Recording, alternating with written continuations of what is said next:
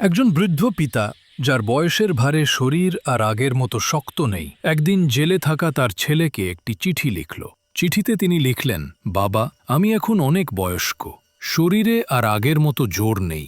এত বড় মাঠ একা খুঁড়ে আলু লাগানো আমার পক্ষে আর সম্ভব না। যদি তুই পাশে থাকতি, একটু সাহায্য করতে পারতি। কিছুদিন পর ছেলেটি জেল থেকে উত্তর পাঠালো, বাবা, তুমি ওই মাঠটা এখন খুঁড়ো না, কারণ আমি ওই মাঠের নিচে আমার সব অস্ত্র লুকিয়ে রেখেছি। চিঠিটা পড়ে বৃদ্ধ পিতা ভয় পেয়ে গেলেন। পরের দিনেই পুলিশ এসে পুরো মাঠ খুঁড়ে ফেলল, ইঞ্চি ইঞ্চি করে তল্লাশি চালালো, কিন্তু কোথাও কোনো অস্ত্র পাওয়া গেল না। মাঠ একেবারে খুঁড়ে ফেলা হলো, কিন্তু কিছুই মেলেনি। এরপর কয়েকদিন পর ছেলে আবার চিঠি পাঠালো, বাবা, আমি জেল থেকেই তোমার জমি খুঁড়ার ব্যবস্থা করে দিয়েছি, এখন তুমি শুধু আলুর বীজ লাগিয়ে দাও। বৃদ্ধ পিতা অবাক হয়ে হাসলেন। তিনি বুঝলেন তার ছেলেটি দুষ্টুমি করলেও বুদ্ধি খাটিয়ে বাবার জন্যই এটা করেছে। তিনি সেই খুঁড়ে রাখা জমিতে আলুর বীজ রোপণ করলেন, আর কিছুদিন পর সেই মাঠ ভরে উঠল সবুজ আলু গাছে। ছেলের ভালোবাসা ও বুদ্ধিমত্তা